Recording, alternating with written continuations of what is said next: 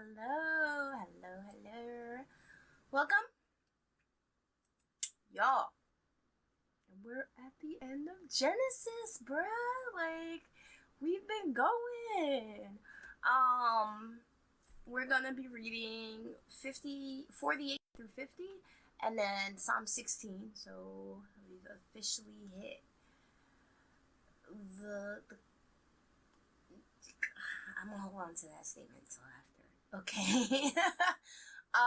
But welcome. I hope all is well. I know for me, there's been a little bit of switch up of energy. I'm feeling myself again, which is good. Although I feel like something's trying to hit my sinuses, and like,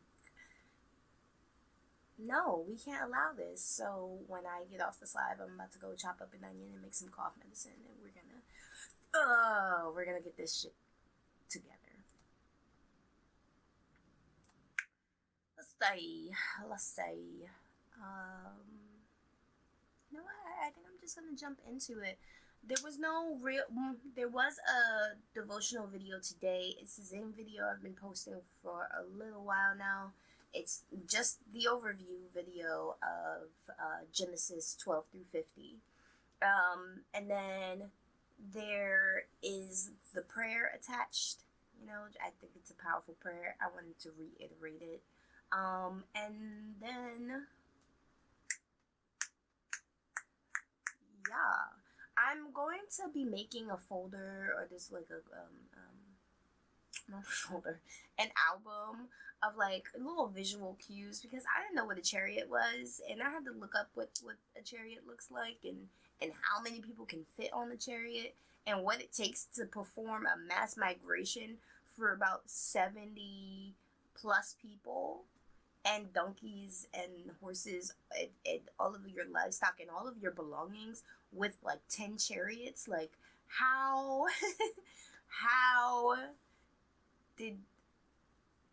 how long did that take? How taxing was it, so I just imagine this horde of people moving through the Canaan land, trying to get to Egypt. And this is all of Jacob and his family and his sons' wives and his livestock and all their belongings. This is his grandchildren and his children and his children's children, and like all of their wives. This man, at the time of his migration, had lived for 130 years already. So like down the line, there was a good 70 straight up his descendants, and then he had his daughter, his in-laws, all moving to Egypt to and they're all shepherds, so they have they have livestock and all of that to get to herd on their way down. This is rough travel we're talking about here. Luxury rough travel, because I assume chariots were the luxury ride of the day, That being said, we're gonna hop into I feel like that's the gist of the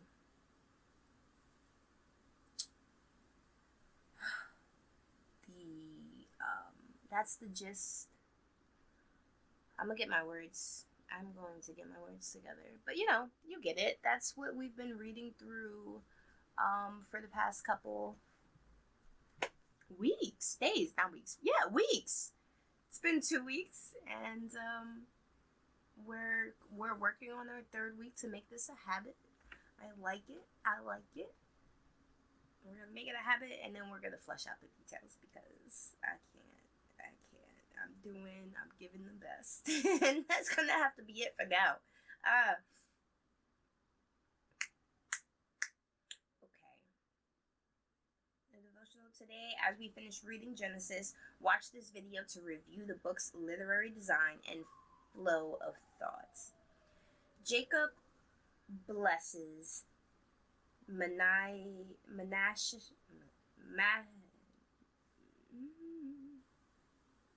Chapter 48. Jacob blesses Manasseh and Ephraim.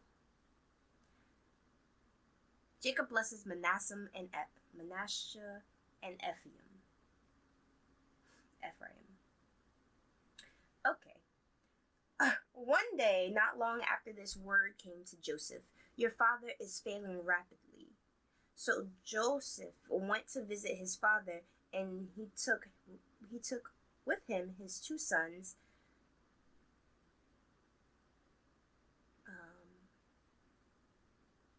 Manasseh and Ephraim. When Joseph arrived, Jacob was told, "Your son Joseph has come to see you." So Jacob gathered his strength and sat up in his bed.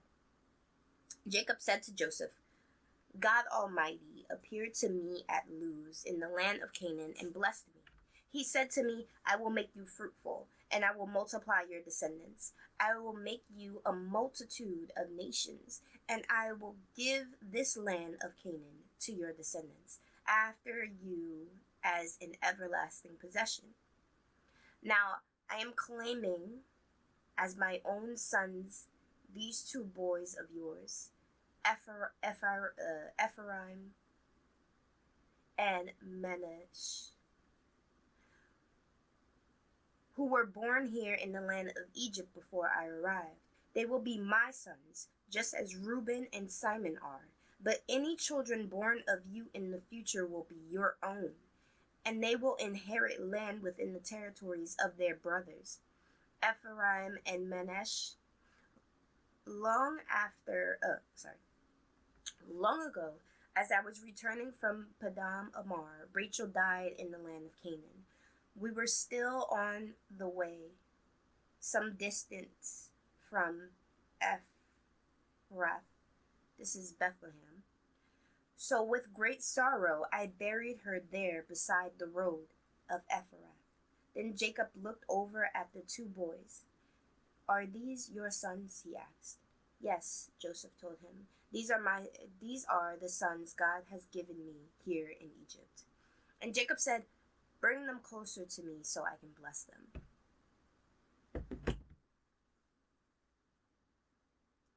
That's another thing I'm gonna have to look up.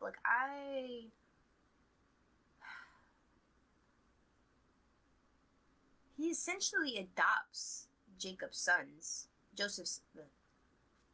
Jacob essentially adopts Joseph's sons, Manasseh and Ephraim, which means he's trying to pull them in to the covenant he has with the Lord by doing so that they may also receive blessings.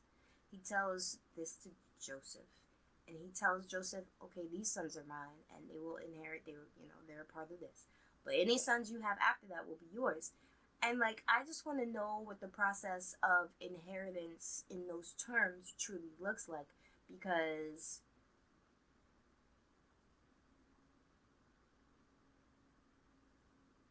it just provides some fog. So I'm gonna have to do some research, or maybe further into the reading, I'll get some clarity. You can't just be like, "Yo, these are your sons. You've been raising them for how many?" They're probably at least 10, 13 at this point. They're my sons now. I mean, you're doing it to bless them, but it just sounds weird to me. That's all.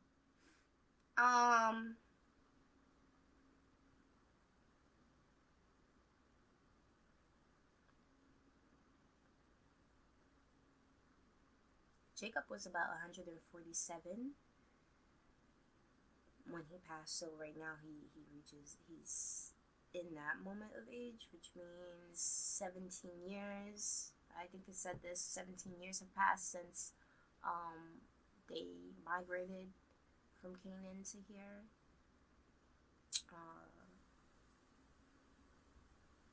So he's definitely had plenty of time to meet the sons before. But when he says, "Are these your sons?" it makes it sound like he's never met them.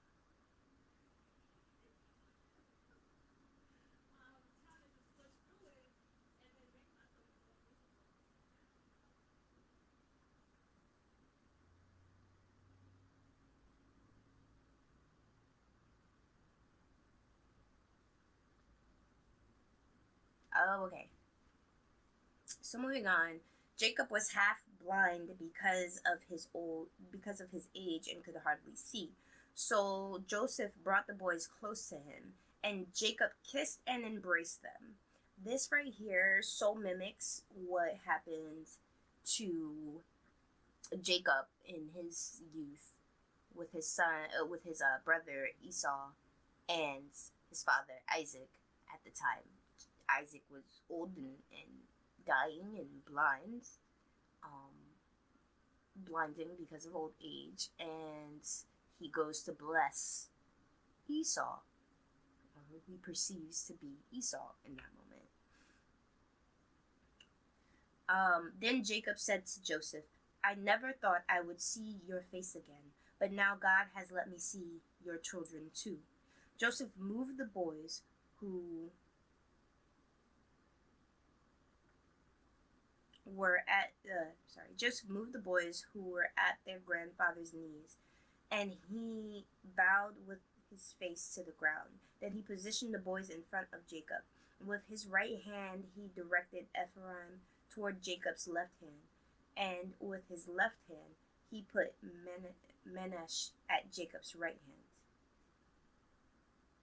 But Jacob crossed his arms as he reached out to lay his hands on the boys' heads. He put his right hand on the head of Ephraim, and though he was the younger boy, and his left hand on the head of Manasseh, though he was the firstborn. He put his left hand on the firstborn and his right hand on Ephraim, the youngest. So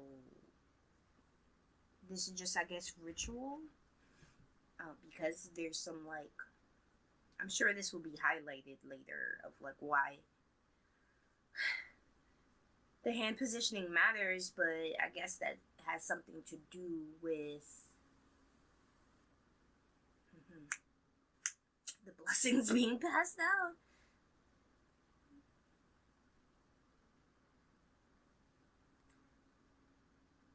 Then he blessed Joseph and said, May the God before whom my grandfather Abraham and my father Isaac walked, the God who has been my shepherd all my life to this very day, the angel who has redeemed me from all harm, may he bless these boys.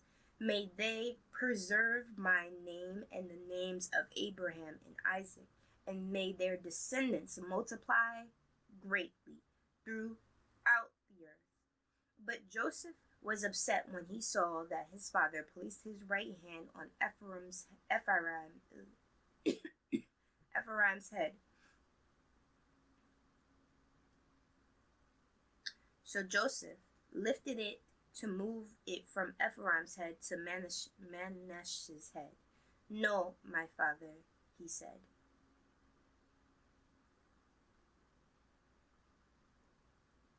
This one is the firstborn. Put your right hand on his head. But his father refused. I know, my son, I know, he replied. Manasseh will also become a great people, but his younger brother will become even greater, and his descendants will become a multitude of nations. So Jacob blessed the boys that day with this blessing. The people of Israel will use your names when they give a blessing. They will say, May God make you as prosperous as Ephraim and Manasseh.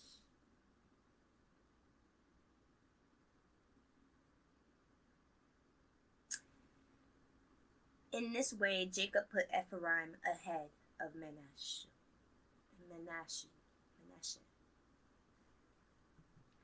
Again, this is mimicking Jacob was the second son, not the firstborn. So I wonder if he's doing this why out of it's just an echo of the past, but with less deceit. So with less scheming and deceit. So I wonder how this plays out.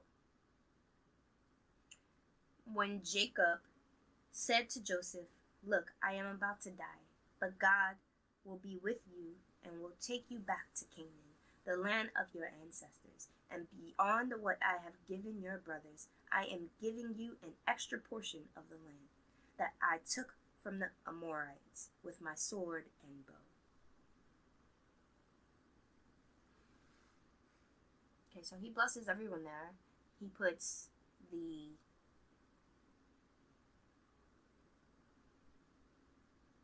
younger son ahead of the older son in terms of strength and blessing. And then he blesses Joseph with an extra portion of land. And beyond what I have given your brothers, I'm giving you an extra portion. So he gives him exactly, essentially, what all of their brothers have received, but on top of that, a little bit extra of this bit of land.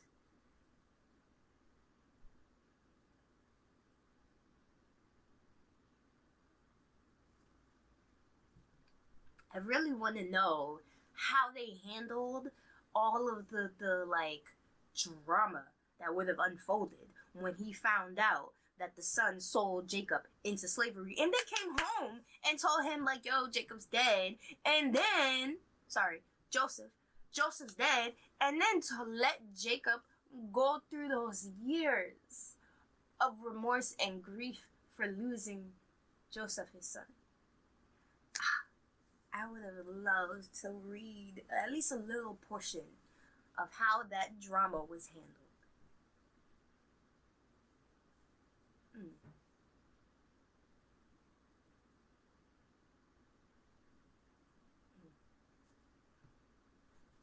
But ultimately, the father still chooses to bless everyone because beyond what I have given to your brothers, so he still blesses all of the brothers. He still gives them all bits of land and everything, so they still inherit some of what Jacob has. Joseph gets a little extra, I guess, to make up for lost time, or just because, dang, Joseph deserves it.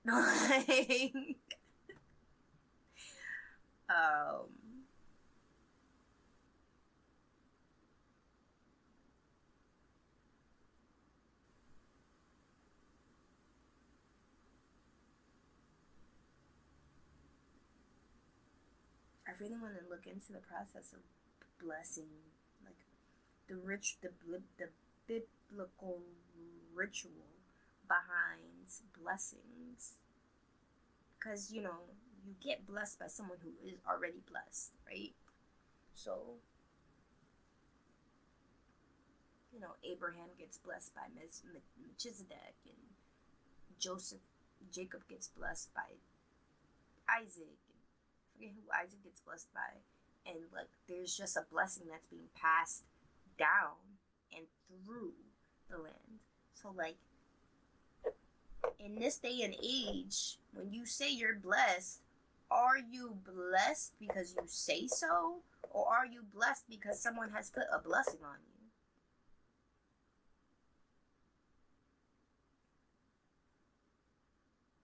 Question for spirit.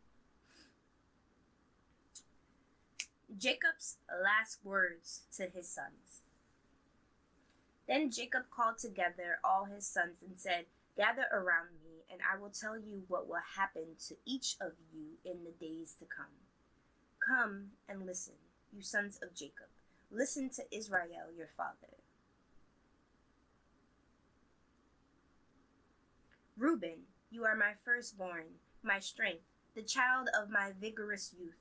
You are first in rank and first in power, but you are as unruly as a flood, and you will be first no longer. For you went to bed with my wife. You defiled my marriage couch." Yeah, I forgot about that. You're first no longer. Okay, so he strips Reuben of his position in the family. Simon and Levi are two of a kind. Their weapons are instruments of violence. May I never join in their meeting. May I never join in their meetings. May I never be a party to their plans. For in their anger they murdered men, and they crippled oxen just for sport. A curse on their anger, for it is fierce. A curse on their wrath, for it is cruel. I will scatter them among the descendants of Jacob. I will disperse them throughout Israel.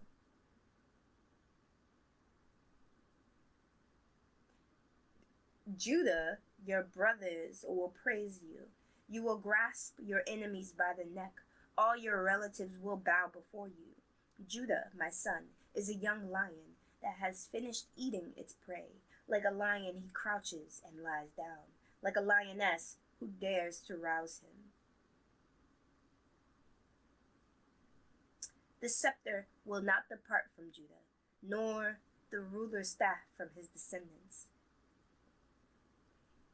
until the coming of the one to whom it belongs, the one whom all nations will honor. Okay, this is prophecy.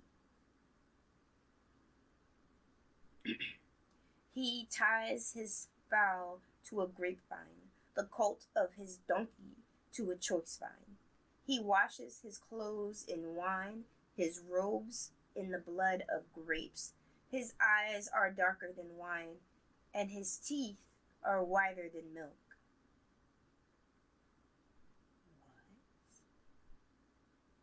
What? Red eyes, bright white teeth, milk white teeth.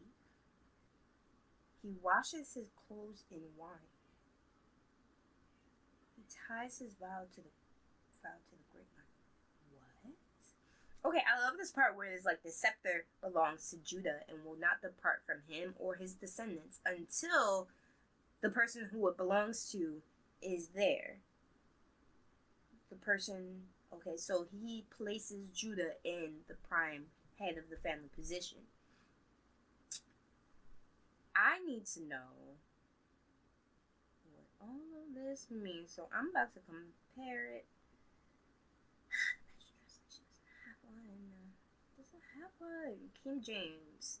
The scepter shall not depart from Judah, nor a lawgiver from between his feet, until Shiloh come, and unto him shall the gathering of the people be, binding his fowl into the vine, and his ass's colt into the choice vine. He washes his garments in wine, and his clothes in the blood of grapes. His eyes shall be red with wine, and his teeth white with milk. What does this mean? His eyes are darker than wine. Judah will hold, this is the Good News translation. Judah will hold the royal scepter, and his descendants will always rule. Nations will bring him tribute and bow in obedience before him.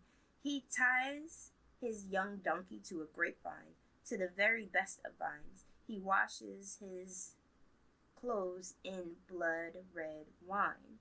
His eyes are bloodshot from drinking wine, his teeth white from drinking milk. I don't understand. His eyes are dull with wine, his teeth are... His eyes are dull from wine, and his teeth are...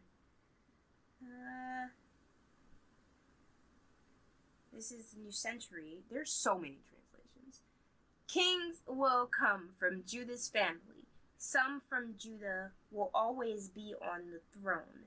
Judah will rule until Shiloh comes, and the nations will obey him. He ties his donkey to a grapevine, his young donkey to the best branch. I know this is metaphor.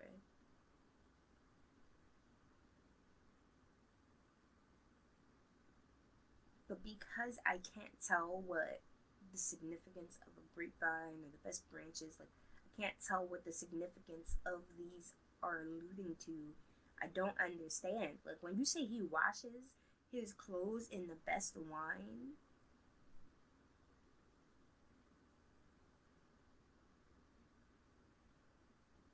oh, okay. He can afford to use wine to wash his clothes and the best wine to wash his robes. His eyes are dark like the color of wine, and his teeth are as white as the color of milk.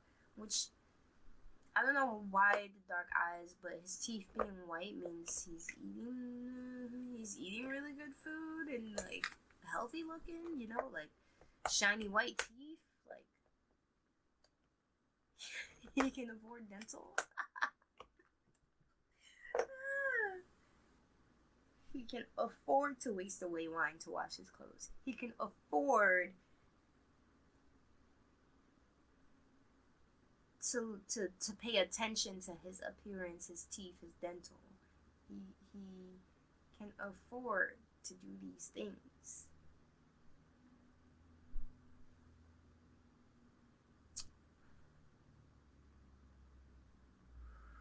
I'm going to take my understanding of this as it is now.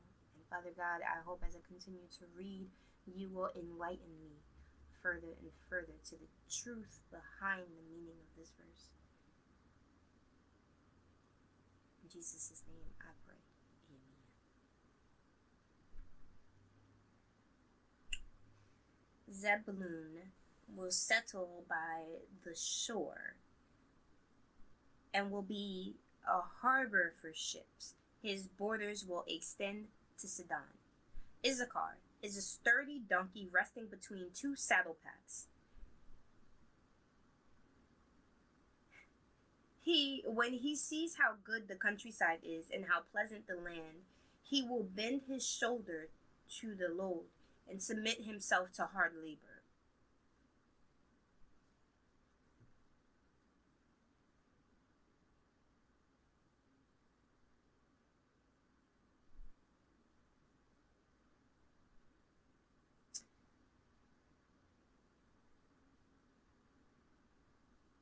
Issachar is like a strong donkey who lies down while carrying his load. When he sees the resting place is good and how pleasant the land is, he will put his back to the load and become a slave.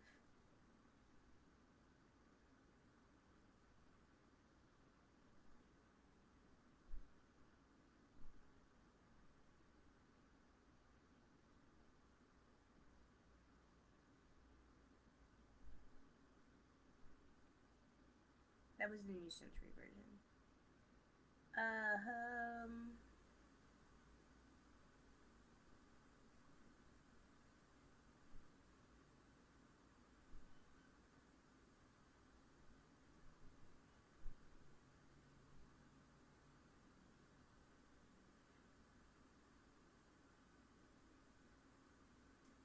Yeah, all this means it became a slave onto tribute.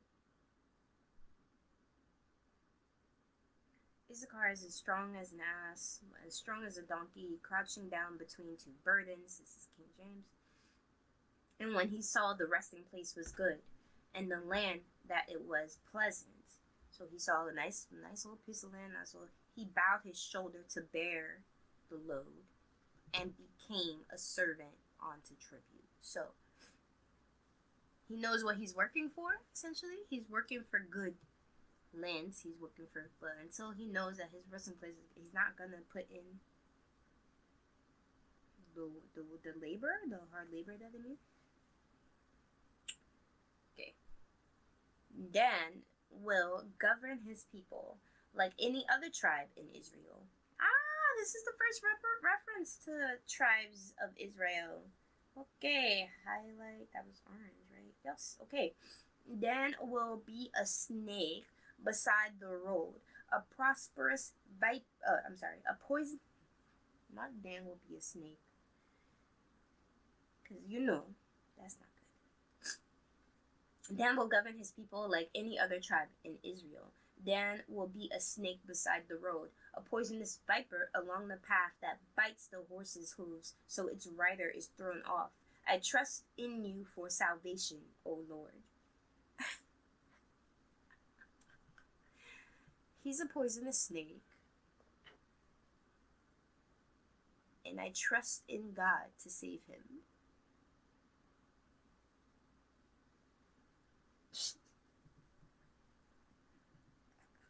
Imagine saying all this to your sons as you're passing away. Like, this is what I've thought of you the whole time.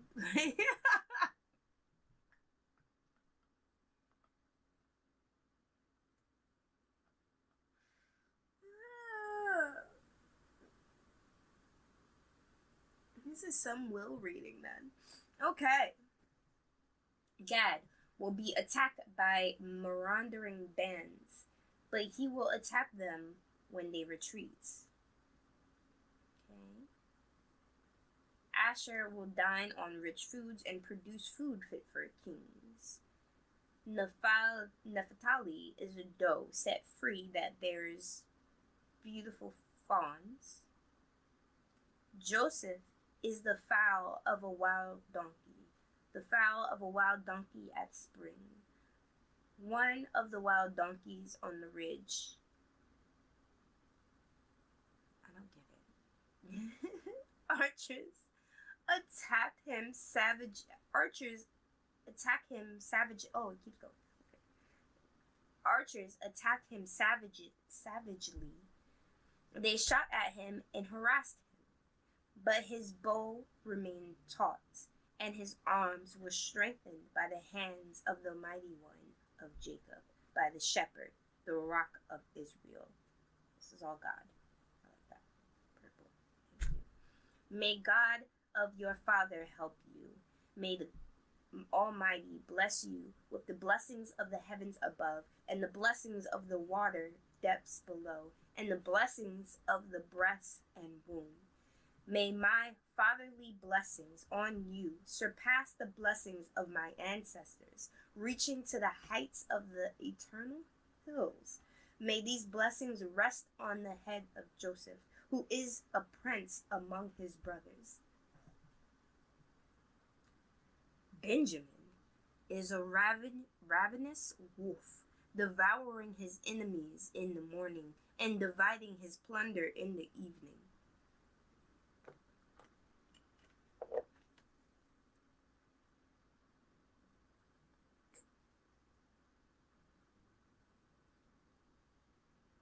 These are the 12 tribes of Israel. And this is what their father said as he told his sons goodbye. He blessed each one with an appropriate message.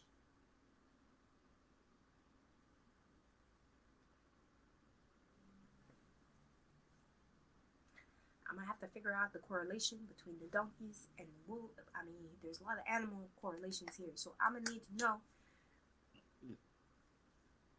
But like,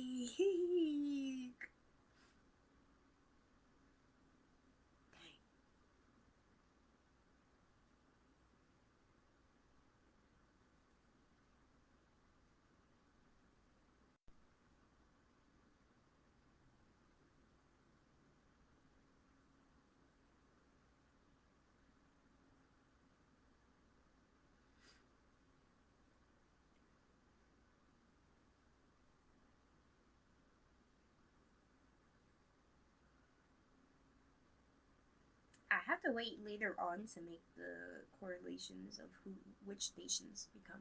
Oh my gosh, I think I'm getting sick. I don't like this. I don't like this at all.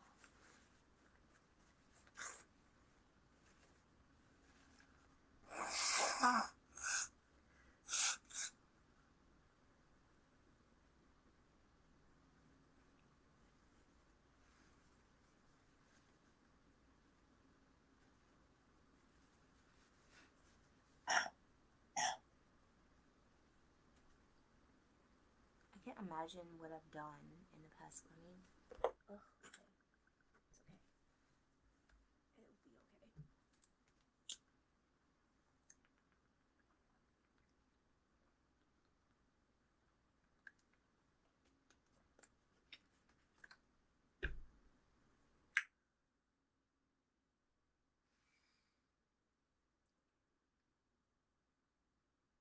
I have to make correlations later as they get discovered between who is who. So I definitely need to take note of all of this, like Judah, the heads of the tribes essentially. From Jacob aka Israel, became Judah, whatever. There's probably already something like this on the internet, so I'm gonna go find it. Yeah, let me see. If I can't find it, I'll make one.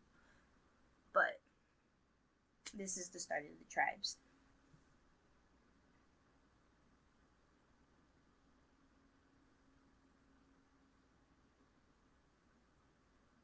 I like this so much because there's.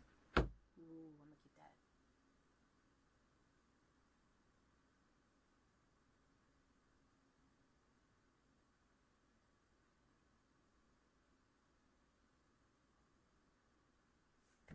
I'm gonna make a note. I gotta write some notes. Give me a minute.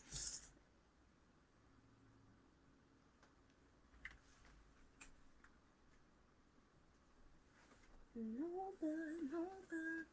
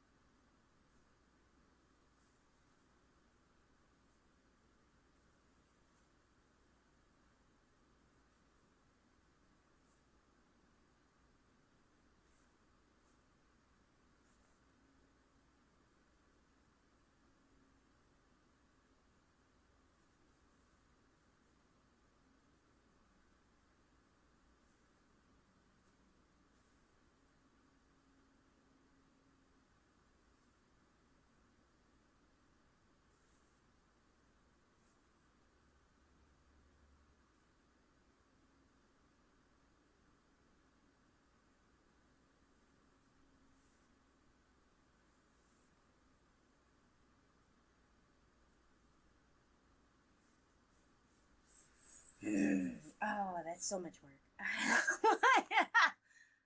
Okay, I receive it. Okay.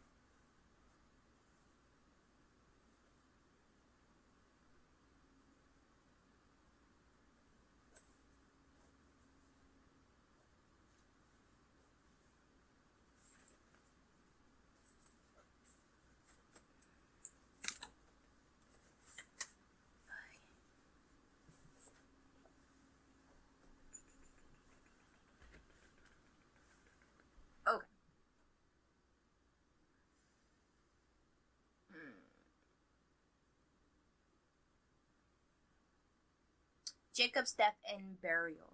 Then Jacob instructed them, "Soon I will die and join my ancestors. Bury me with my father and grandfather in the cave in the field of Ephron the Hittite. This is the cave in the field of Machpelah near Mamre in Canaan that Abraham brought from Ephron the Hittite as a permanent burial site. There, Abraham and his wife Sarah are buried. There, Isaac and his wife Rebekah are buried. And there, I buried Leah. It is the plot of land and the cave that my grandfather Abraham bought from the Hittites."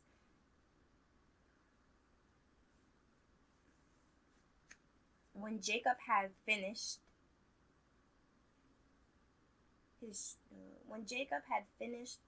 this charge to his sons, he drew his feet into the bed, breathed his last breath, and joined his ancestors in death. So he's literally out his deathbed, receiving all of these instructions, receiving his will, receiving his blessings, hearing truthfully his thoughts on them, right? Because yes, he blessed you, but the corresponding message is a highlight of the kind of character you have, right? I mean, he probably didn't bless Reuben.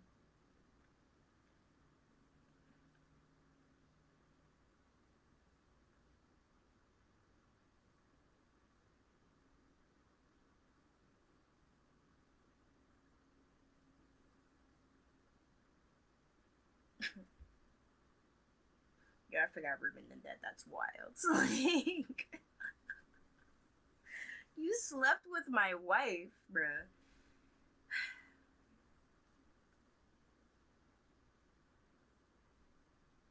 Like, seriously, you see these things happen in drama, or I think the first one that ever really had the whole infidelity between a wife and a father and son sleeping with the same woman situation. I know Empire did it. Nip Tuck. That shit was wild too. And I'm thinking, like, who does that? Like, do y'all really, like, is this really what's happening out here? Okay, it's for the drama, I get it. But, like, bruh, Reuben. Oh, man, like, we really be out here just, yeah, I don't care that you think of the whole seduction I had to go through that. Like, that situation. I forget which wife they're talking about, but either Reuben seduced the wife or the wife seduced Reuben, but either way, they all felt okay doing this to Jacob.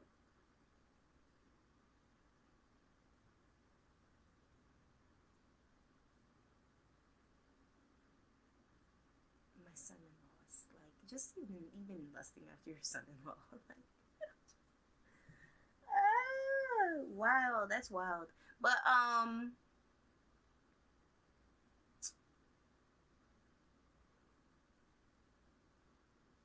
yeah, you can see who has Jacob's true favor, right? In these last words, these last few blessings, you can see what he truly thought. Like, dude, man, he called a snake. He was like, "You're a poisonous snake," and I pray to the Lord for salvation. He pretty much just came. He was like, "I know that you will rule the land, your people, just like any of the other brothers, but you're a poisonous snake, and I pray to God for salvation." Oh, jeez. And then like feeling the anger of cursing his sons Simon and Levi for the anger that they have within them. This is a highlight here, or a seed here, of the events that happened in, oh, I'm forgetting the locale, but there was that, oh, Shemek,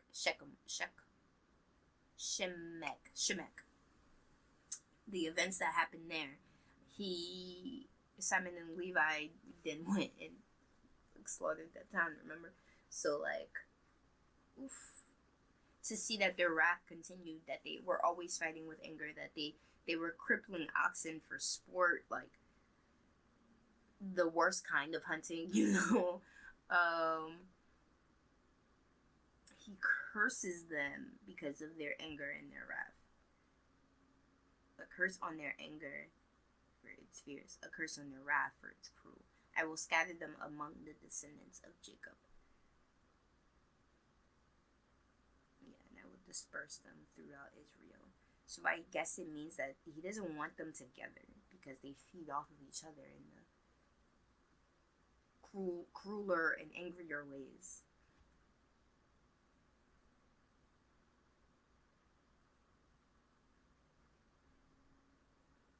Judah becomes the head of the family. I'm guessing this goes down in order. So this is, it starts with Reuben, the oldest son, then Simon and Levi. Maybe not. I'm not sure. I would assume Judah's maybe like the fourth son, but either way, it doesn't really matter.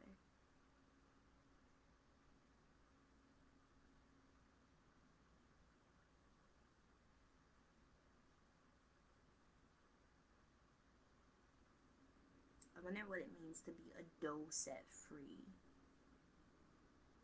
and bear beautiful sons.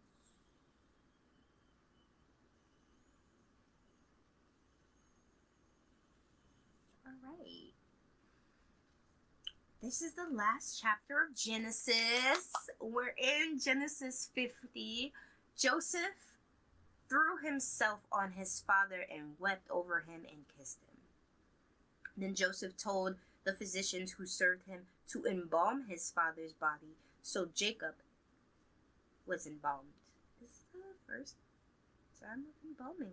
Oh. The embalming process took the usual 40 days, and the Egyptians mourned his death for 7 days.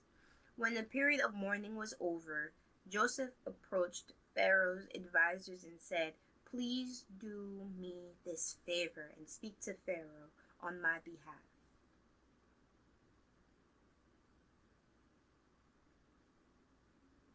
"Tell him that my father made me swear an oath. He said to me, 'Listen, I am about to die. Take my body back to the land of Canaan and bury me in the tomb I prepared for myself. So please allow me to go and bury my father. After his burial, I will return without delay.'" I wonder why Joseph has to go through the advisors to get this message to Pharaoh. I mean, I don't think he has to. He chooses to go through the advisors to get this message to Pharaoh. Pharaoh agrees to Joseph's request. "Go and bury your father as he made you promise," he said. So Joseph went up to bury his father. He was accompanied by all of Pharaoh's officials, all the senior members of Pharaoh's household, and all the senior officers of Egypt. All of these important people who run this country left the country at the same time to go bury Jacob. Joseph also took his entire household and his brothers and their households. This is a burial procession, like a very, very big and long burial procession.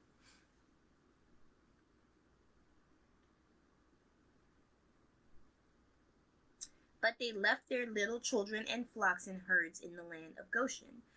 A great number of chariots and charioteers accompanied Joseph.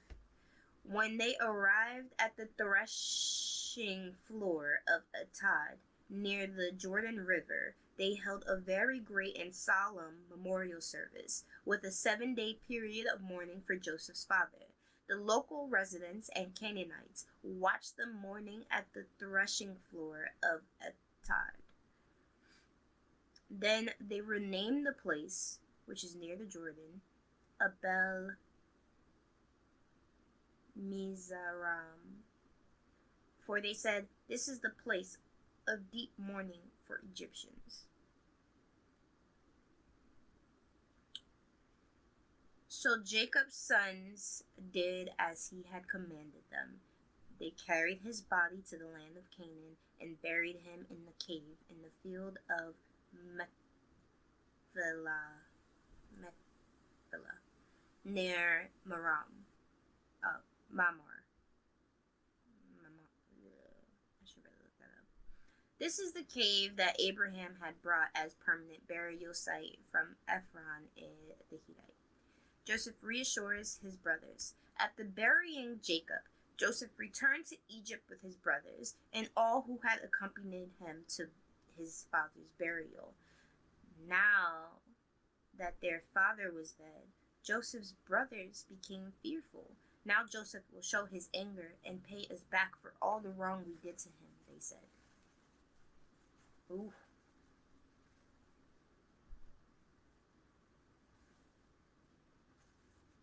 Y'all been holding on to that guilt for a long time. Just waiting for your repentance in the back. Like, did you think? I guess you assumed Jacob being alive was what shielded you from Joseph's anger this whole time. So you truly think he's like out here stewing. So they said this message to Joseph: "Before your father died, he instructed us to say to you, 'Please forgive your brothers for the great wrong they did to you, for their sin in treating you so cruelly.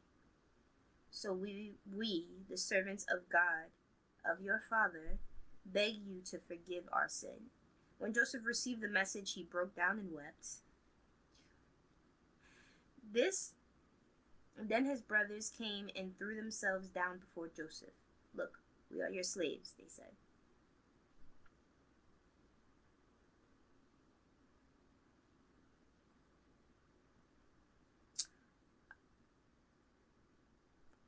I don't feel like for real, I feel like they just, oh, let's just tell him this. Because I don't feel like Joseph said that to them, to tell him. I feel like if Joseph really wanted to get that message to Jacob, he would have said it himself. I'm sorry. If Jacob really wanted to get that message to Joseph, he would have said it himself. Because then it has the most power. But to be like, before your father died, he instructed us to... Yeah, nah. They were fearful, so they sent this message to Joseph. No. I feel like that was a lie. That was a lie. Okay. But whatever, the message was sent. Joseph breaks down. Let's see what happens. They throw themselves at Joseph, willing to become his slaves. But Joseph replied, "Don't be afraid of me. Don't be afraid of me. Am I God that I can punish you? You intended to harm me, but God intended it all for good. He brought me to this position so I could save the lives of many people. No, don't be afraid. I will continue to take care of you and your children." So he reassured them by speaking kindly to them.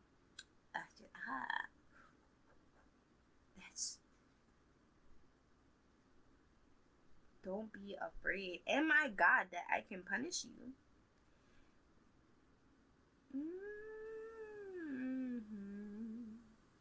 And then he reassured them kindly.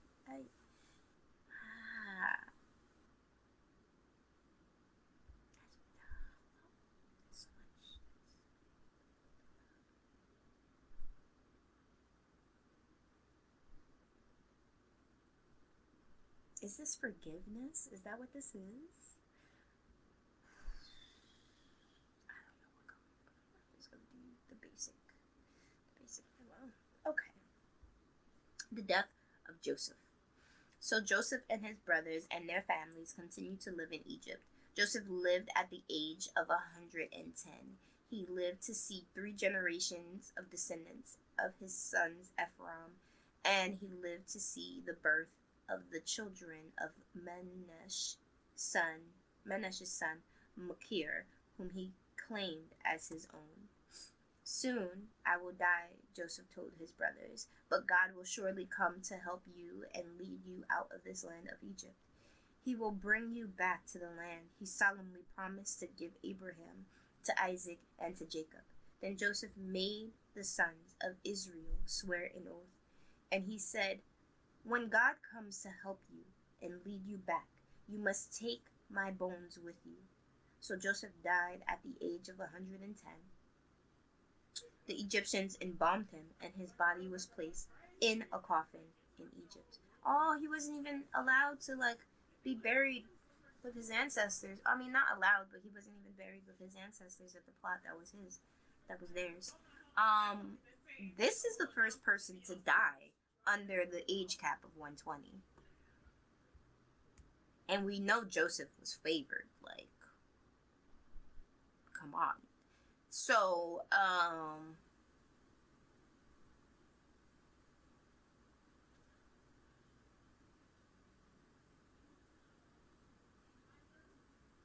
don't have a rule of first color. I'm going to put on a gray and then just come back to it. I got work to do color.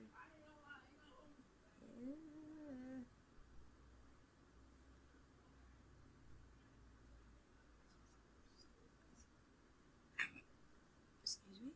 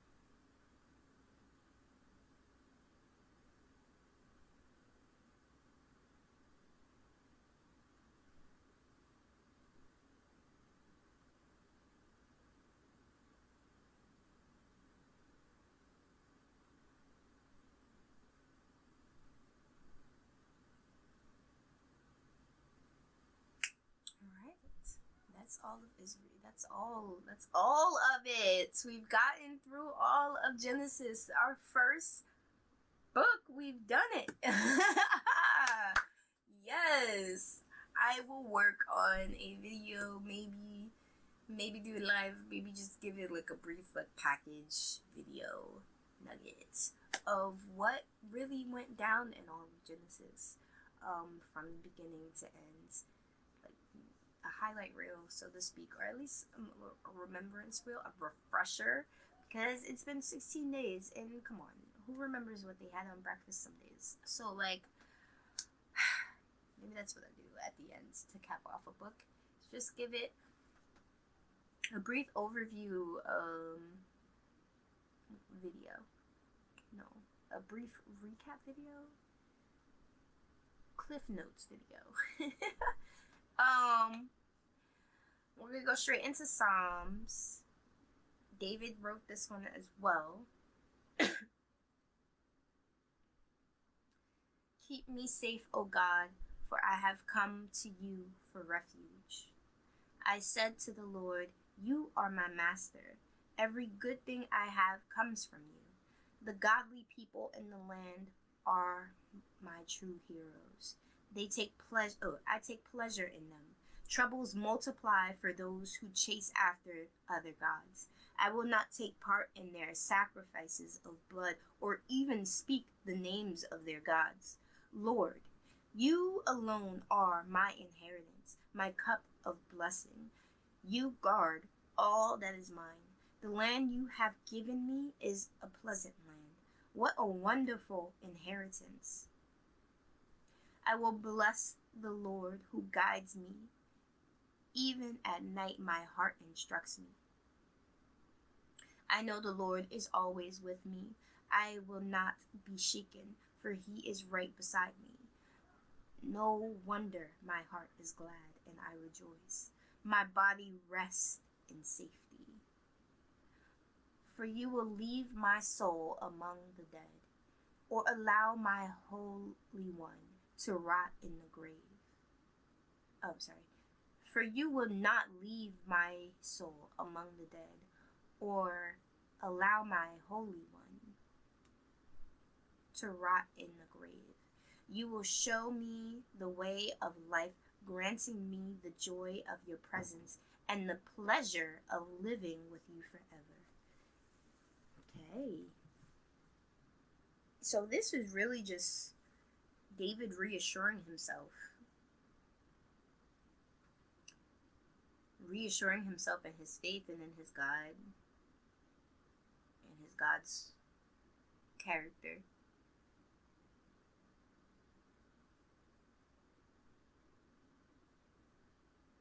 Yeah.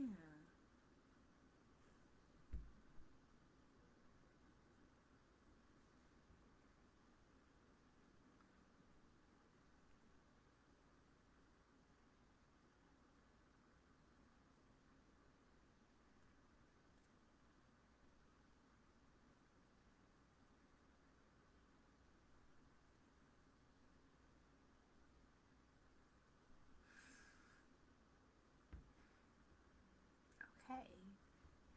I'm not going to close out in prayer.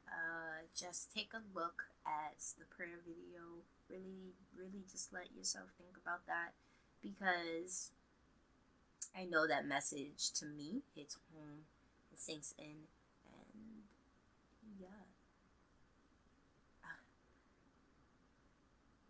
I'm excited that we actually got through a book.